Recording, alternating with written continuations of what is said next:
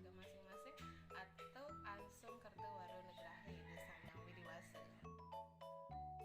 Baiklah anak-anak, pada kesempatan yang baik ini Ibu akan menjelaskan tentang KD Astanga Yoga dalam upaya untuk mencapai moksa. Nah, adapun tujuan pembelajaran di KD Astanga Yoga ini yang pertama adalah kalian diharapkan bisa menjelaskan Astanga Yoga, kemudian kalian bisa menyebutkan tahapan-tahapan Astanga Yoga, dan yang terakhir kalian tahu dan bisa menjelaskan manfaat melaksanakan ajaran Astanga Yoga dalam kehidupan sehari-hari. Nah, adapun pengertian yoga, kata yoga pasti sudah sangat familiar dengan kalian, atau mungkin ada sudah siswa ibu yang mempraktikkan ajaran yoga, ikut ekstra yoga ya. Nah, yoga berasal dari bahasa Sanskerta dari kata yuj yang artinya penyatuan diri atau menghubungkan diri. Maharshi Patanjali adalah maharshi yang sangat berjasa pada perkembangan yoga. Beliau menyusun kitab yang pertama tentang yoga, yaitu Yoga Sutra Patanjali, yang terdiri dari 4 bagian atau 4 bab yang terdiri dari 194 sutra. Nah, adapun jenis-jenis yoga, di antara ketujuh jenis ini yang mana kalian sudah sering lakukan? Mungkin Hatha Yoga dan Laya Yoga ya. Nah, ada Hatha Yoga, Mantra Yoga, Laya Yoga atau Kundalini Yoga, Bhakti, Raja, Jnana, dan Karma Yoga. Selanjutnya adalah tahapan Astanga Yoga atau bagian-bagian Astanga Yoga. Ada Yama, Niyama, Asana, Pranayama, Pratyahara, Dharana, Dhyana, dan Samadhi. Nah, kita ke bagian yang pertama dari Astanga Yoga, yaitu Yama. Yama itu berarti pengendalian diri tahap awal atau pengendalian diri jasmani. Adapun bagiannya adalah Ahimsa, kemudian Satya, Asteya, kemudian Brahmacari, dan Aparigraha. Selanjutnya bagian kedua yaitu Niyama atau Niyama Brata, pengendalian rohani atau tahapan lebih lanjut. Ada Saucha, Santosa, Tapa, Swadhyaya, Iswara, Pranidhana. Artinya kalian silahkan baca sendiri sesuai dengan slide yang ibu tampilkan. Jika ada pertanyaan lebih lanjut silahkan tulis pada kolom komentar. Bagian ketiga adalah asana, sikap duduk atau sikap badan yang nyaman ya. Nah, kalian bisa kalau sembahyang misalnya, kalau yoga pun yoga asanas ini adalah yoga yang paling populer dilakukan ya, karena memberi manfaat kesehatan yang sangat luar biasa terhadap tubuh kita. Kemudian di sikap duduk saat sembahyang pun diterapkan sikap yoga ini. Ada Silasana untuk laki-laki, Vajrasana untuk perempuan, Padmasana lagi perempuan bisa, dan kalau kalian sakit bisa melakukan sikap Savasana. Bagian keempat yaitu adalah pranayama, dari kata prana yang artinya energi dan yama yang berarti pengendalian. Jadi pengendalian energi atau nafas. Nafas adalah sumber energi kita. Coba kalian tidak bernafas, mungkin hanya bisa bertahan hidup maksimal 1 menit ya. Bagi yang terlatih mungkin bisa 5 menit, tapi setelah itu ya tidak ada energi untuk melanjutkan hidup, karena nafas adalah energi kita. Ada 3 kegiatan pengendalian nafas, ada menarik nafas atau purake, kumbhake, menahan nafas, dan recaka mengeluarkan nafas. Masing-masing menarik, menahan, dan menghembuskan nafas itu harus dilakukan selama 7 detik atau 7 hitungan. Kenapa demikian? Karena untuk mengaktifkan ketujuh cakra yang ada dalam tubuh kita. Jangan salah ya, mungkin kalian sudah pernah dengar istilah cakra. Kalau kalian mendalami Laya Yoga atau Kundalini Yoga pasti tidak asing. Nah, bagi yang baru tahu silahkan cermati bagian berikut. Di sana sudah ada ilustrasi titik-titik cakra yang ada dalam tubuh kita, dari Muladhara Cakra, Swadhisthana Cakra, Manipura Cakra, Anahata Cakra, Wisuddha Cakra, Ajna Cakra, dan Sahasrara Cakra. Selanjutnya adalah bagian kelima dari Astanga Yoga, yaitu Pratyahara. Pratyahara berarti pengendalian diri dengan cara menarik indria dari objek-objeknya. Jadi panca indera ditarik dari objeknya sehingga mata ditutup, Kemudian telinga difokuskan untuk mendengar sesuatu yang memang harus didengar, mantra misalnya. Kemudian hidung diarahkan untuk membaui hal-hal yang positif. Demikian juga indera perasa juga diberikan jarak sehingga tidak ada gangguan-gangguan dalam memfokuskan pikiran kita ke tahap selanjutnya, yaitu dharana, tahap penyatuan pikiran. Nah, pikiran ini paling susah dikendalikan anak-anak karena sangat liar. Sebentar A, sebentar B. Pernah nggak kalian seperti itu? Kalau Trisandia misalnya, pernahkah kalian 5 menit fokus pada satu objek? Artinya pikiran membayangkan ide Sengyang Widiwasa dan stay di sana. Pasti tidak bisa ya, jangan khawatir, ibu pun masih dalam tahap belajar. Jadi pikiran ini susah sekali ya. Nah, dari melaksanakan Astanga Yoga kita akan belajar memfokuskan pikiran. Dharana itu berarti pikiran sudah tertuju pada satu objek namun masih terputus-putus. Misalnya membayangkan Dewa Wisnu. Nah, kemudian sebentar lagi, sedetik kemudian dibayangkan dewa yang lain atau bahkan mungkin hal-hal yang lain. Nah, itu dharana.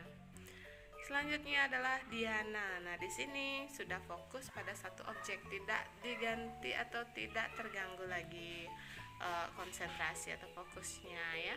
Dan yang terakhir, tahap yang paling sempurna adalah samadhi. Ibu harapkan nanti kita bisa ke tahap ini walaupun susah.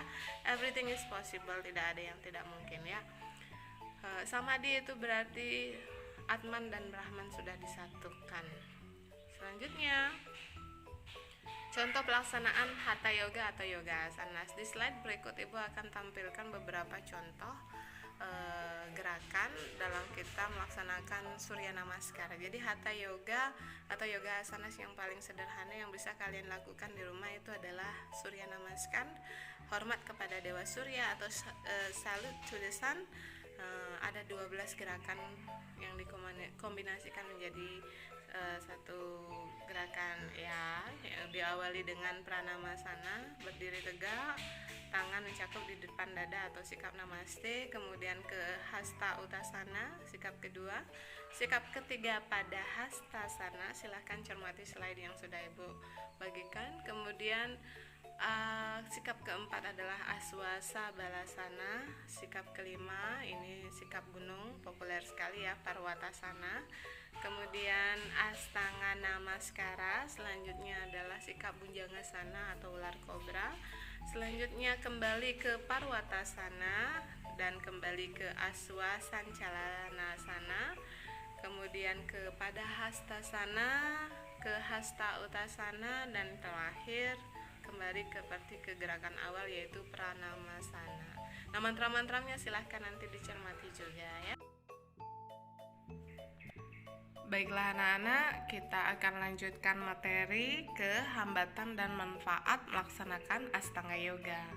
Jadi hambatan di Yama dan Yama Brata itu apa saja? Kemudian hambatan di bagian atau tahapan asana dan pranayama apa saja? Kemudian apa saja hambatan dalam melaksanakan pratyahara dan dharana, kemudian hambatan dalam melaksanakan dhyana dan semedi, serta yang terakhir kita juga akan mempelajari tentang manfaat kalian melaksanakan Astanga Yoga. Nah, bagian yang pertama dari Astanga Yoga adalah Yama. Yama terdiri dari ahimsa. Nah, hambatan melaksanakan ahimsa adalah melakukan himsa karma itu sendiri. Jadi tetap kalian secara tidak sadar atau sadar, sengaja atau tidak sengaja, tetap melakukan hal-hal yang menyakiti orang lain ya. Misalnya berkata-kata kasar, kemudian membuli, kemudian juga melakukan kekerasan, bahkan membunuh sesuatu atau makhluk atau hewan atau tumbuhan tanpa tahu maksud dan tujuannya dengan jelas.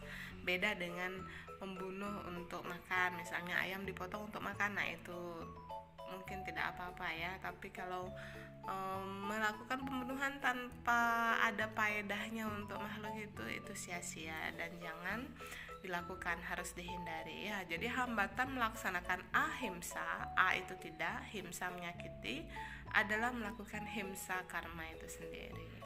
Kemudian bagian kedua dari niyama adalah satya. Nah, hambatannya adalah asatya, berarti tidak jujur, suka berbohong.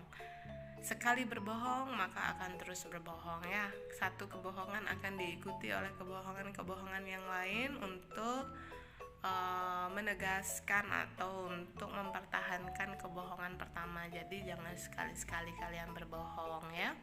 Hambatan melaksanakan satya atau jujur adalah godaan untuk berbohong. Apapun resikonya, kalian harus berani menanggung, berani berbuat, berani bertanggung jawab. Lebih baik jujur daripada kalian berbohong ya. Kemudian bagian ketiga dari yama adalah asteya. Hambatannya tentu saja steya, berarti mencuri ya. Mungkin kita pernah mencuri atau bahkan mungkin ada siswa ibu yang tidak pernah mencuri, jadi bagus sekali ya. Sekalipun ada yang pernah mencuri uangnya ibu atau bapak misalnya, maksudnya meminta tapi diambil dulu baru izin. Nah, itu juga kategori mencuri. Biasakan izin dulu baru ambil ya kalau dikasih. Itu jangan dibiasakan karena itu sifat yang jelek ya, tidak boleh dibiasakan, nanti akan merugikan diri kalian sendiri. Bagian keempat dari yama adalah brahmacari. Nah, pantangan atau tantangan hambatan dari pelaksanaan brahmacari adalah wiyabicara. Wiyabicara ini berarti melakukan hubungan seksual. Jadi fatal ya, kalian ada di masa brahmacari. Brahmacari itu artinya masa menuntut ilmu, pengetahuan, atau berpantang melakukan hubungan seksual. Kalau kalian tidak melakukan tugas utama brahmacari yaitu belajar, maka kalian bersiap-siaplah untuk lepas atau keluar dari masa brahmacari asrama menuju ke asrama selanjutnya ya. Nah, seperti ilustrasi gambar yang ibu tampilkan di layar kalian, itu ada seorang perempuan yang kebingungan mungkin memegang hasil tes packnya, mungkin hamil atau bagaimana ya. Nah, jangan sampai terjadi seperti itu pada kalian. Jadi mohon berpegang teguh pada tugas kalian sebagai siswa, yaitu belajar. Nanti saatnya kalau sudah cukup umur, mental dan psikis kalian serta finansial kalian sudah mapan ya, silahkan masuk ke Grahasta Asrama. Tapi kalau sekarang fokus dulu ke Brahmacari Asrama, jangan sampai terjadi wiyabicara. Selanjutnya adalah bagian dari yama, yang terakhir adalah aparigraha. Nah, hambatannya sendiri adalah parigraha, jadi menerima bantuan atau pemberian orang lain. Sudah tahu ada maksudnya yang bakalan merugikan kalian, tapi karena tergiur oleh pemberiannya, maka kalian berani mengambil resiko ya.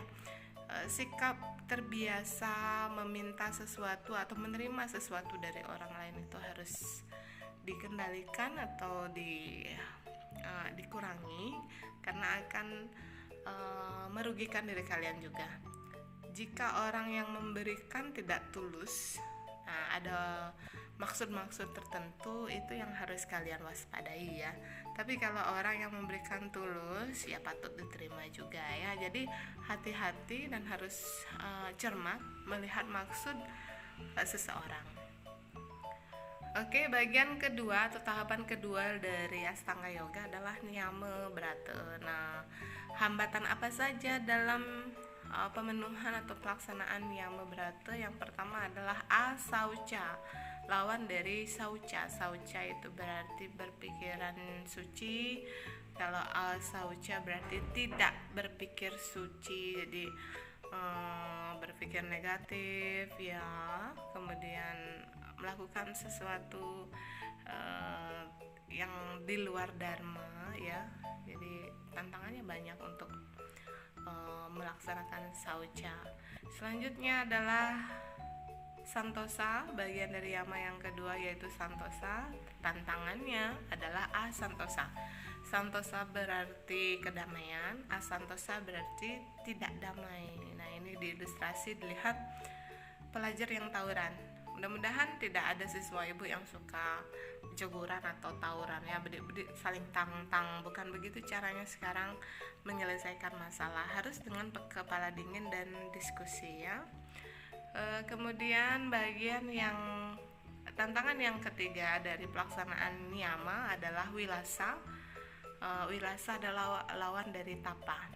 Tapa itu berarti pengendalian diri, bersahaja, hemat. Nah, kalau wilasa ini seperti yang kalian lihat, ilustrasinya adalah seorang artis yang glamor ya.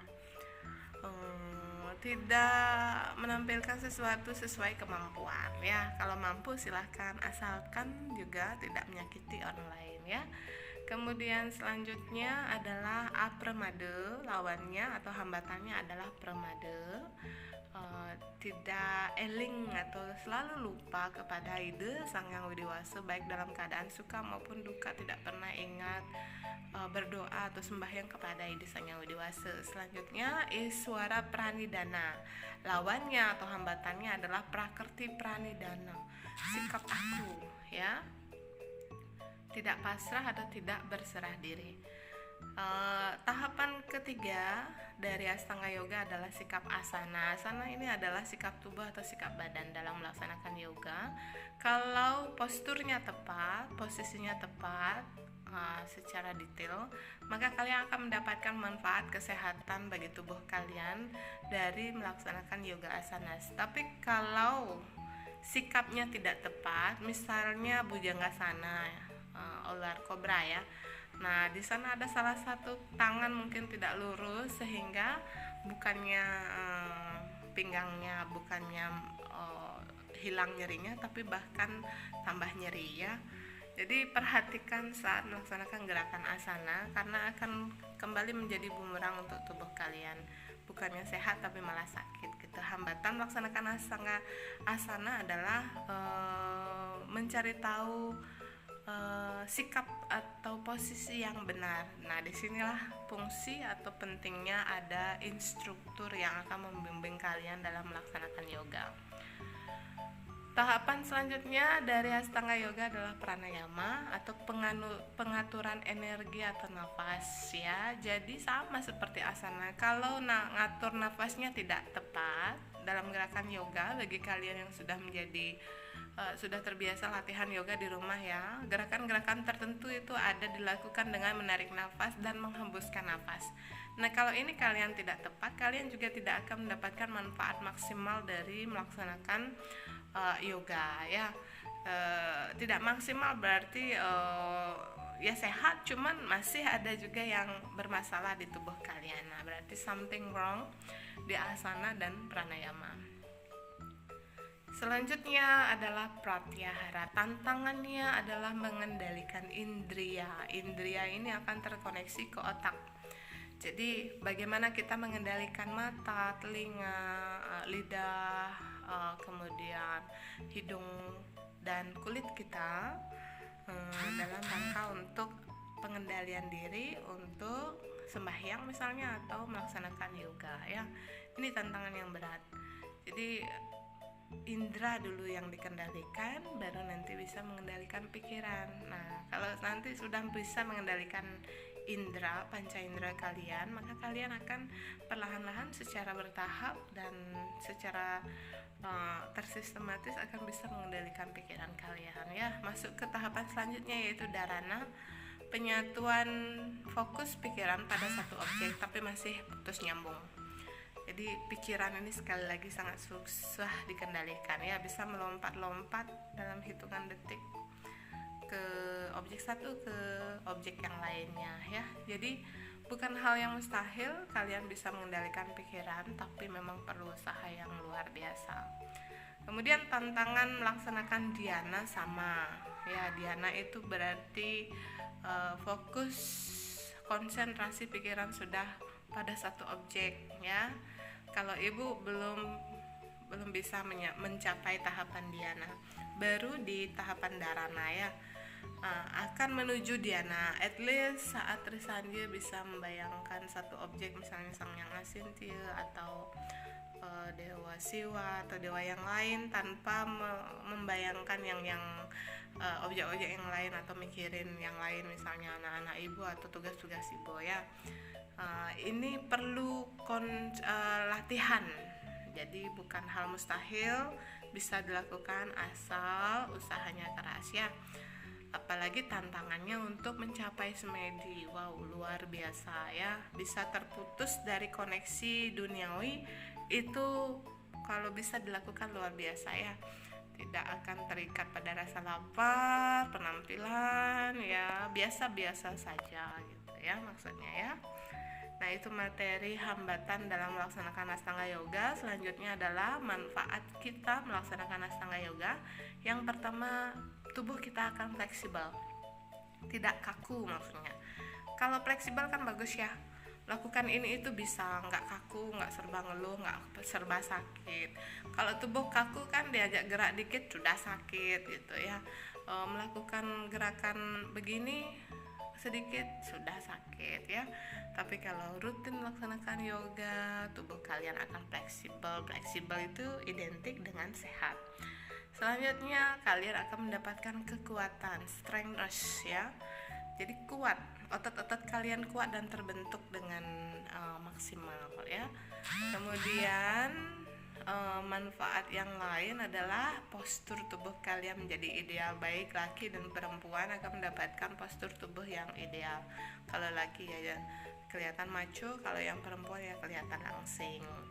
Kemudian kalau rutin melaksanakan Ashtanga Yoga, kalian bisa melatih pernapasan dengan baik, maka ini akan mempengaruhi mood kalian dan bisa mengurangi stres ya. Kalau orang mau tampil kemudian nervous, pasti disarankan untuk take a deep breath atau menarik nafas yang panjang. Nah, ini untuk meredakan stres. Itu juga pranayama ya. Secara tidak disadari kalian telah melaksanakan pranayama. Manfaat yang selanjutnya adalah kalian bisa meningkatkan konsentrasi dan mengatur mood kalian tetap di mood positif ya, dengan rutin melaksanakan Ashtanga Yoga. Kemudian jantung kalian sehat karena ya olahraga kan rutin ya. Kalau olahraga rutin jantung sehat karena peredaran darah lancar ya. Peredaran darah lancar, tidak ada yang tersumbat, itu akan memperingan kerja jantung. Kemudian bagi penyakit-penyakit tertentu oleh dokter mungkin akan disarankan untuk melaksanakan yoga. Ada beberapa penyakit yang memang disarankan untuk rutin melaksanakan yoga. Oke, sudah selesai materinya. Silahkan cermati LKPD atau lembar kerja peserta didik yang Ibu tayangkan di layar. Tulis jawabannya di buku kalian. Silahkan kirimkan ke grup WA ya. Demikian penjelasan Ibu anak-anak mengenai materi Ashtanga Yoga. Mudah-mudahan sudah bisa dipahami. Jika ada pertanyaan lebih lanjut silahkan sampaikan di grup, kita diskusi di grup. Mohon maaf kalau ada kesalahan tadi atau sesuatu yang kurang jelas, silahkan nanti diperjelas lagi di grup juga. Ibu akhiri dengan Paramasanti. Om Santi Santi Santi Om.